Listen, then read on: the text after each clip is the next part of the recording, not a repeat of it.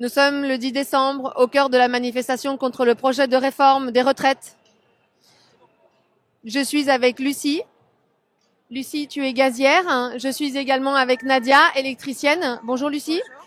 Est-ce que vous pouvez nous dire dans quel état d'esprit vous êtes venue manifester aujourd'hui? Nous aujourd'hui on est venu combattre donc le projet donc de réforme des retraites, bon pour nous mais aussi pour nos enfants parce que aujourd'hui c'est inacceptable ce qui est proposé.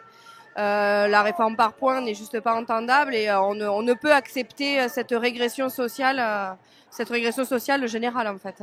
Alors vous êtes en grève depuis 6 jours. Vous étiez déjà aux manifestations le 5 décembre dernier? Oui, nous étions déjà en grève le 5 décembre sur donc des temps forts en interprofessionnel quoi qu'il arrive, puisque ça touche aussi l'ensemble des salariés finalement, que ce soit privé ou public.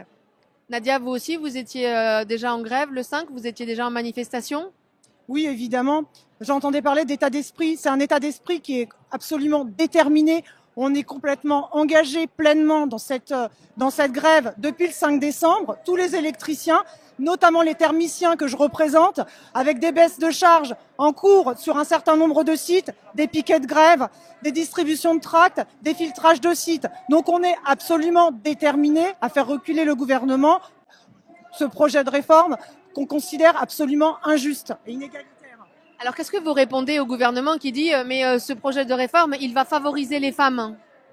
C'est absolument injuste. Quand on regarde dans le détail le projet, alors certes qu'on n'a pas dans le détail, c'est simplement on a eu les grandes lignes au travers du projet de loi, il favorise pas les femmes. Dès lors qu'on a 3 enfants, ça limite complètement le montant qui sera reversé. Donc il est complètement inégalitaire vis-à-vis des femmes. C'est injuste, c'est absolument injuste. Les femmes seront en première ligne et elles vont perdre de l'argent. Alors qu'est-ce que vous dites à ceux qui disent mais bon, quand même, vous défendez des privilèges, vous avez des régimes spéciaux? Alors, on a un régime spécial, oui, effectivement, qui est régi par un statut, mais en fait, il doit être un modèle pour l'ensemble des entreprises et pas être pointé du doigt comme étant finalement une spécificité.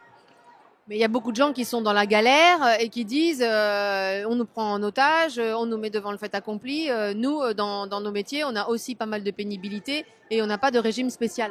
Mais il s'agit d'aligner le régime général sur ce qu'il y a de mieux dans nos régimes particuliers. Il ne s'agit pas d'aligner par le bas. Et c'est ce que propose le gouvernement, ce qui se fait déjà. C'est exactement ce qu'ils sont en train de faire. On n'est pas des privilégiés. Chaque métier a ses spécificités et il faut en tenir compte. Alors, 2 journées de mobilisation intersyndicale ont d'ores et déjà été annoncées pour le 12 décembre et pour le 14 décembre prochain avec les Gilets jaunes. Est-ce que vous prévoyez de continuer la mobilisation, de continuer à manifester? Alors nous, après, il y a les grandes manifestations, on va dire nationales, et après, il y a toutes les actions locales. Après, chaque entreprise, effectivement, ou au périmètre de son secteur s'inscrira du moins en interprofessionnel, autant que faire se peut et autant que de besoin pour justement faire reculer le gouvernement sur le sujet, quoi. Donc, il sera tenu des assemblées générales? Tout à fait. De la même manière, c'est bien le personnel, au travers des assemblées du personnel, qui décideront, c'est le personnel qui décidera de la suite à donner, mais nous, en tant que représentants du personnel, on appelle de nos vœux à la reconduction de la grève pour obtenir le retrait du projet de réforme. Merci beaucoup, bonne manif. Merci.